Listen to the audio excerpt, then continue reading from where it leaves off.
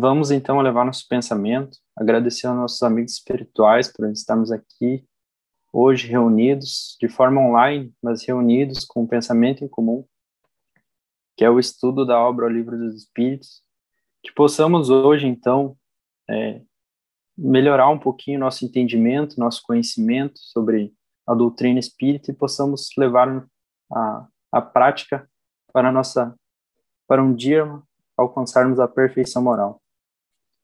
Que assim seja. Bom, no dia de hoje a gente teve uma pequena substituição. Na verdade era o Ayrton, mas como ele tinha substituído uma minha, eu estou fazendo uma dele.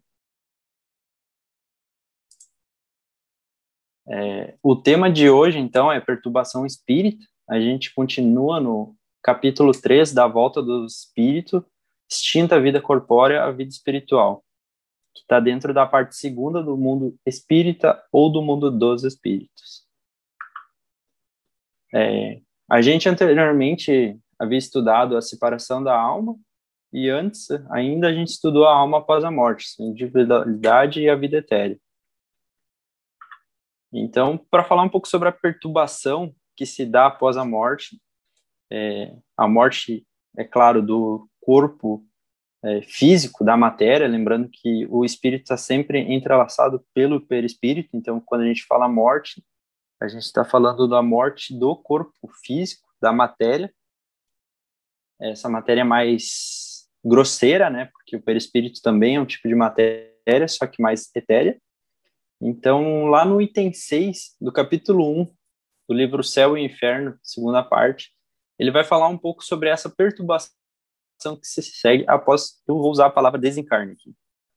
Então, lá ele fala que na passagem da vida, corpórea, a vida espiritual, produz um fenômeno de tal importância que é a perturbação. No meu estudo pro dia de hoje, eu vi uma pessoa fazendo uma analogia muito interessante. Assim como a gente tem um efeito transitório entre a saída do espírito, do mundo espiritual para o encarne dele, a gente tem um período transitório, o mesmo acontece para o desencarne.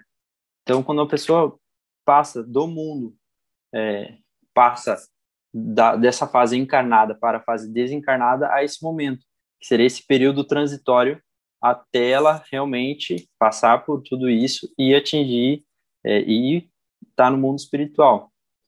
E esse período é chamado de perturbação. É quando a gente passa da vida corpórea à vida espiritual.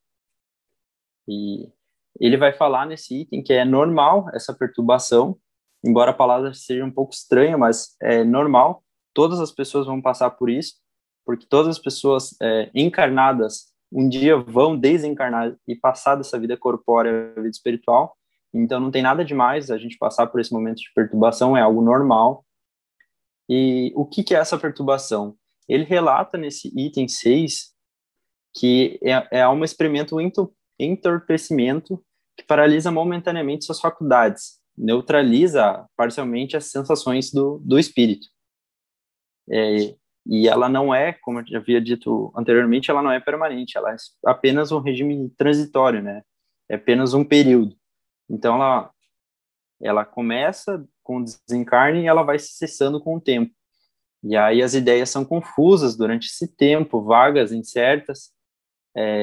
Ele usa a analogia de que como se fosse uma pessoa acordando do sono profundo, onde ela está desnorteada ainda, ela não sabe onde é o banheiro, se perde no caminho. Eu, por exemplo, acordo sempre bem dormindo ainda, às vezes até bato a cabeça na porta do banheiro, de tão pesado que é o meu sono. Então ele faz essa analogia, como se a perturbação fosse isso, uma pessoa desnorteada. E ele fala que pouco a pouco a vista volta a clarear, a memória volta, e a pessoa reconhece a situação que ela se encontra, que é desencarnada. Então ele faz essa analogia com o sono, como a gente estivesse acordando de um sono extremamente profundo, a gente está meio desnorteado, ou onde é que eu tô, quanto tempo eu dormi, o que está acontecendo. Ele faz essa analogia com a perturbação que se dá após o desencarne do corpo. Então, Kardec quer estudar um pouco e entender melhor o que é essa perturbação que se dá. Então, ele começa perguntando na questão 63 se a alma tem essa consciência de si mesma imediatamente depois de deixar o corpo. Então, quando o corpo desencarna, seja o motivo que for, se ela tem consciência do que está acontecendo ali, de qual a situação dela. E aí os espíritos vão responder que imediatamente não é bem o termo. A alma passa por algum tempo em perturbação, em estado de perturbação, que é o que a gente havia comentado anteriormente. A perturbação se dá após o desencarne, a morte do corpo, e ela é normal, todo mundo passa por isso, e mesmo o espírito mais elevado vai passar por isso, então ela tem um tempo, todo mundo vai passar por esse estado de perturbação. E aí na questão 64 ele quer saber se a perturbação que se segue a separação da alma do corpo é do mesmo grau e da mesma duração para todos os espíritos. E aí eles vão dizer que não, que depende da elevação de cada um. Então esse desligamento do espírito do corpo vai variar conforme o grau de elevação do espírito, conforme o grau de entendimento que ele tem sobre a vida, conforme o grau de elevação que ele tem. E aí ele vai dar o exemplo. Aquele que está purificado se reconhece quase imediatamente. Então ele entende a situação que ele está passando, o que está acontecendo ali. É aquela pessoa que acorda do sono rápido, já está orientada, já sai fazendo café da manhã, já sai arrumando a cama, e ele justifica que essa pessoa ela acorda rápido, pois que já se libertou da matéria durante toda a vida. Enquanto aquele homem carnal, aquele homem que está ligado à matéria, que é um homem materialista, que gosta de estar no mundo, viver dos gozos materiais, é aquela pessoa cuja consciência ainda não está pura, onde ela se aprende ao materialismo, ao egoísmo, ao orgulho, ela leva muito mais tempo para esse desprendimento. Então, esse período de perturbação é muito maior. Então, aqui a gente está falando de dois exemplos, né? A pessoa que é purificada e a pessoa que não é tão purificada. E os dois passam por esse período de perturbação. Então, a gente volta naquele mesmo ponto que havia comentado anteriormente. A perturbação é algo natural do espírito. Seja o grau de elevação que for, ele vai passar por esse período de perturbação, que é o desligamento do corpo com o espírito. É normal ele passar por isso. Então, aqui eu botei duas imagens para ilustrar. Por exemplo, uma pessoa que é extremamente apegada aos bens materiais, ela vai com certeza demorar muito mais para esse processo ocorrer, né? Esse processo transitório ocorrer. Então, ela vai ali sofrer porque está se desapegando do carro dela, não vai poder usar o carro dela, a casa dela, as roupas dela, as joias, não vai poder ir mais em festas e todos esses gozos da vida material, enquanto que uma pessoa menos apegada a essa matéria, ela já vem trabalhando isso na cabeça dela, que a matéria não é tão importante assim, que o dinheiro vem e volta, que as coisas são apenas para o nosso proveito, não é para a gente ter, ostentar, para a gente ter em questão de acúmulo material, onde eu quero ter mais e mais e mais e mais e mais. Então, e aqui também a gente pode fazer outra analogia com as pessoas que têm conhecimento do espiritismo, por exemplo. Nós que conhecemos a doutrina, entendemos a reencarnação, onde o espírito desencarna, encarna novamente e cessa esse processo continuamente até a perfeição, nós entendemos que então que o desencarne é um processo natural de toda a nossa existência. Então a gente também não fica apegado numa ideia de que a gente vai desencarnar, vai morrer, no caso, e vai para o céu, para o inferno, sofrer eternamente ou viver em graça eternamente, e nunca mais vai vir para o mundo para ter as experiências que a gente tem aqui. Então isso também faz com que a pessoa se apegue muito mais e que esse processo seja bem mais difícil, né? Mais duradouro, ela vai passar mais tempo por esse período de perturbação. Enquanto a gente que tem esse conhecimento sobre a doutrina talvez não sofra tanto, porque a gente sabe que é um período transitório, que a gente vem para o mundo, encarna, vive a nossa vida, desencarna, volta para o plano espiritual, esse processo se repete, então a gente também não se apega nisso. E é justamente o que ele vai perguntar na questão 165. O conhecimento do espiritismo exerce alguma influência sobre a duração mais ou menos longa da perturbação? E aí ele vai falar que a influência é muito grande, justamente por isso que eu havia comentado.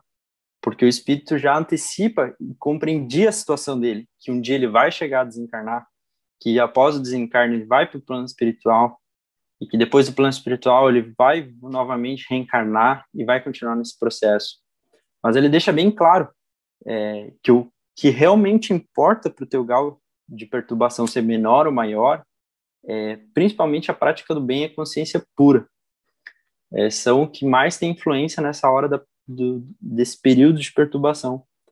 Porque não adianta ter o conhecimento de uma vida futura, da reencarnação, se eu não pratico isso, né? Se eu não aplico na minha vida os ensinamentos de Deus, por exemplo. Se eu não colocar isso em prática, nada me adianta saber. Então, o que realmente vale é eu ter uma conduta do bem, ter uma consciência pura, saber que todos os meus atos que eu cometi nessa vida foram sempre voltados para o bem. Imagina uma pessoa que cometeu a vida toda erros, decisões erradas, no momento do desencarne vir tudo aquilo à tona, de que ela poderia ter tido uma vida melhor se tomasse outras decisões, se tivesse seguido outro caminho. Então, tudo isso vai contar na hora do desligamento e vai fazer com que esse estado de perturbação seja muito maior. E essa questão 165, ela tem um comentário bem extenso. Eu, para facilitar um pouco do entendimento, fiz um resumo dele, tirei pequenos trechos que eu acho importante do comentário de Kardec, mas eu recomendo a leitura extensa dele por completo, né? Porque tem bastante detalhes nele, e se eu for ler todo ele, estudar todo ele, talvez a gente não tenha tempo hábil. Então ele começa falando que por ocasião da morte, tudo a princípio é confuso, é estado de perturbação. De algum tempo precisa a alma para se reconhecer. É aquilo que a gente falou, para ela entender qual que é a situação dela, que ela desencarnou. E aí, como a gente havia dito, quanto tempo precisa? Isso depende. Depende do quê? Do grau de elevação da pessoa, se ela é uma pessoa elevada ou não, de consciência pura, se ela é desapegada dos bens materiais ou não, se a consciência dela está em dia. Então, tudo isso vai fazer com que os tempos de perturbação variem. Então, ele até cita um exemplo que pode ser de algumas horas, eu posso demorar algumas horas nesse estado de perturbação, ou posso demorar meses ou até anos. Durante os meus estudos, eu vi um pequeno comentário de uma pessoa que ela falou que numa sessão mediúnica, a pessoa estava perguntando para ela quanto que para esse espírito que passou por esse momento de perturbação foi. E ele fala que para ele foi uma eternidade, que ele passou muito tempo sofrendo por essas decisões morais erradas que ele tomou na vida, e que esse estado de perturbação foi muito, muito, muito longo, assim. Para ele foi uma eternidade, assim. Só que a pessoa que estava do outro lado, a encarnada, disse que, na verdade, aquilo ali foi apenas 3 meses. Então, a gente vê como o tempo também é relativo, né? Para ele parece que foi tão longo, tão difícil passar por isso, só que nos nossos dias foi apenas 3 meses. Mas mesmo assim, ela demorou 3 meses nesse estado de perturbação para se reconhecer o estado que ela estava, de desencarnado. Aí ele vai comentar, falar no comentário dele que a lucidez das ideias e a memória do passado lhe voltam, à medida que se apaga a influência da matéria que ele acaba de abandonar, à medida que se dissipa a espécie de névoa que lhe obscurece os pensamentos. Então, quando a gente vem no processo preparatório para encarnar, a gente passa por aquele processo de esquecimento. E como esse processo de perturbação é o inverso, a gente aqui volta a recordar e passa por um processo de relembrar todas aquelas nossas memórias e, e tomar ciência de todas as nossas vidas passadas. Vejam como ele é um processo oposto do encarnatório. E aí ele vai citar um caso bem importante que é o grau de perturbação em casos de mortes violentas, né? Onde não há por esgotamento dos órgãos físicos. E aí ele vai falar que o espírito fica surpreendido, espantado e não acredita estar morto, porque foi tão de repente, de surpresa, que ele não se dá conta que aquilo realmente aconteceu. Aí ele continua, no entanto, vê o seu próprio corpo, reconhece que o seu corpo é seu, mas não compreende o estado que está ali, que ele, principalmente uma pessoa que não acredita no espiritismo, onde a alma e o corpo, o espírito é diferente do corpo, e que entre eles há o perispírito, é difícil tu entender que o teu corpo, a matéria está ali, mas na verdade você é o espírito, né? Que o corpo na verdade é só um instrumento para ti. E aí ele fica confuso porque ele continua pensando, ele continua raciocinando, vendo, ouvindo, só que ele não está no corpo dele, ele se desprendeu do corpo, então tudo isso para ele é muito confuso. E aqui nesse trecho vermelho eu fiz uma pequena adaptação sobre o comentário de Kardec, onde somente com o desprendimento da matéria que o espírito se reconhece e compreende que não pertence mais ao número dos vivos, ali no caso, não pertence mais às pessoas que estão encarnadas. Então, ao pouco a pouco, ele vai se desapegando da matéria e entendendo que ele não está mais entre os vivos, né? Que ele passou por esse processo desencarnatório, que é quando, no item 6 do Céu e Inferno, ele vai falando que é quando aquela névoa turna vai passando e a gente vai começando a tomar lucidez sobre o que realmente aconteceu. Então, aqui ele fala que é com esse desprendimento da matéria que a gente vai entendendo tudo isso. E ele fala que esse fenômeno se explica facilmente. Surpreendido de improviso pela morte, o espírito fica atordoado com a brusca mudança que nele se operou. Aquele que ainda não tem a consciência pura, ainda está num estado de não perfeição moral, vamos dizer assim, ele ainda vai passar por esse estado de perturbação, vai sofrer ansiedade, angústia, e tudo aquilo na proporção da situação que ele se encontra moralmente. E aí ele vai falar nos casos de morte coletiva, mas é importante a gente lembrar que a gente estudou na semana passada, que o espírito conserva a sua individualidade mesmo após o desencarne. Então, nos casos de morte coletiva, cada um vai levar o seu tempo ali para passar por aquele estado de perturbação. Mesmo a causa da morte sendo a mesma, cada um vai levar o seu tempo para passar por aquele estado de perturbação. E aí ele comenta também que na morte natural isso é um pouquinho diferente. A perturbação começa antes da sessão da vida a sessão da vida orgânica, né, da morte do corpo por esgotamento, perdendo o espírito toda a consciência de si no momento da morte. Então, como a afeição ali pela matéria já está mais rala, a ligação entre o espírito e o corpo já está mais enfraquecida, essa perturbação também é um pouco menor, porque ele não está tão ligado assim à matéria. Espero que eu tenha sido claro, tenha ajudado a entender um pouco sobre o assunto. Se alguém tiver algum comentário, alguma sugestão, quiser falar um pouco sobre o assunto, eu vou abrir agora, a gente ainda tem alguns minutinhos. Se alguém se sentir à vontade.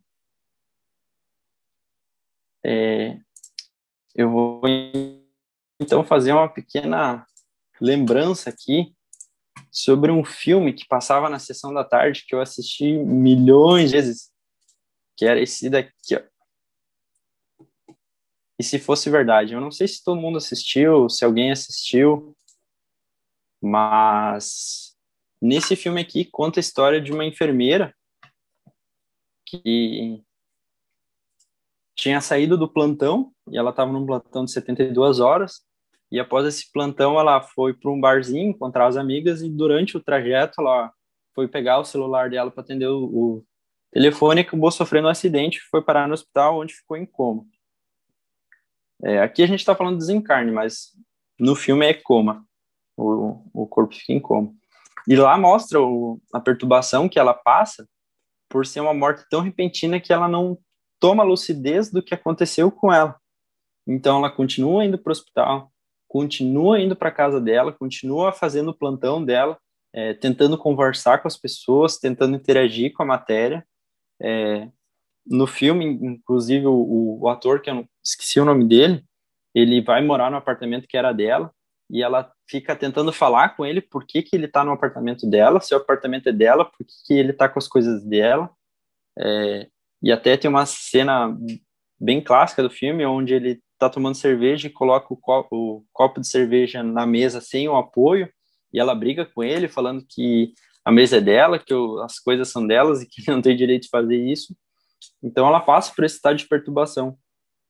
Depois o desenrolar do filme é bem diferente, né? Ela acaba voltando, mas a gente pode tomar como exemplo, para a gente entender um pouquinho sobre esse estado de perturbação que ela teve, de passar por essa dificuldade, de entender o que realmente tinha acontecido com ela, de que ela não estava mais entre os vivos, de que ela era, no caso, uma alma, um espírito ali, que até interagia com o ator principal ali.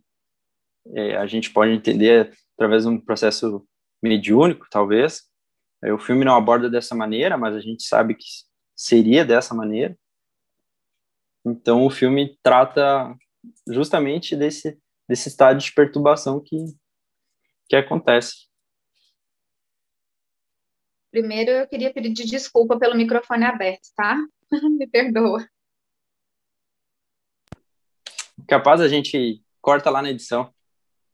Tá bom. Não, e eu queria dizer que você foi muito, muito feliz no seu estudo, na sua explanação, e que a gente, na verdade, precisa pegar tudo isso que você nos trouxe e, de fato, colocar na nossa vida, né? De entender que nós estamos aqui numa passagem e que, em algum momento, como a gente se preparou para vir, a gente precisa se preparar para voltar.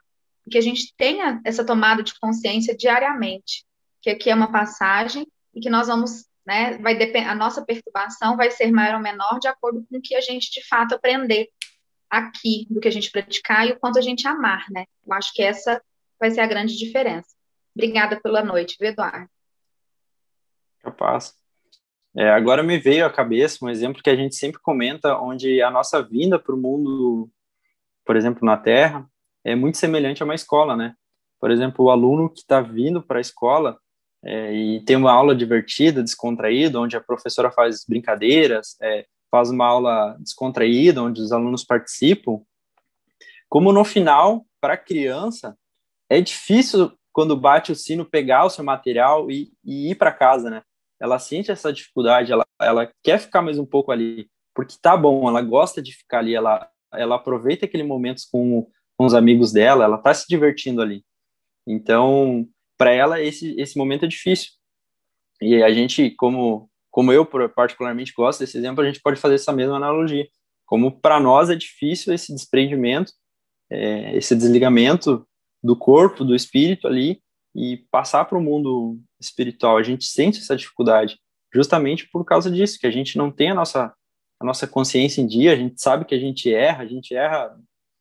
Eu, particularmente, erro todo dia eu faço algo de errado, tento melhorar, não consigo sempre, né? A gente não tem particularmente eu não tenho essa habilidade de errar num dia já consertar no outro, venho errando consequentemente todo dia, mas sempre tentando melhorar. E a gente ainda é muito apegado à matéria. A gente gosta da nossa casa, gosta de estar no nosso canto, gosta das nossas coisinhas do jeito que ela é. E para nós tudo isso é difícil, né? A gente tem que ir trabalhando isso pouco a pouco na nossa cabeça para que um dia a gente possa fazer com que esse grau de perturbação não seja tão grande, para que a gente não passe por esse momento e estenda mais do que o necessário, né? Que esse é o grande objetivo. A gente, nesse caso, é não ficar nesse estado de perturbação tão grande, não se apegar a tanta matéria, tentar sempre levar as nossas coisas em dia, a nossa consciência em dia. Ah, hoje eu errei com fulano. Amanhã tentar consertar, fazer melhor.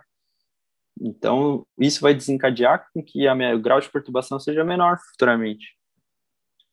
Já deu até o aviso aqui. Eu vou então fazer o encerramento. Gostaria de agradecer a todos que estiveram presentes hoje aqui conosco. Muito obrigado. E agradecer especialmente aos amigos espirituais que estiveram presentes, nos auxiliando, nos orientando no estudo da noite, e que possamos levar o ensinamento hoje estudado para as nossas vidas e que possamos praticá-lo, não só ter conhecimento, mas sim aplicar esse conhecimento na nossa vida, para que nós possamos, quem sabe, um dia alcançar a nossa perfeição moral Muito obrigado novamente por todos que estiveram aqui presentes. Que assim seja.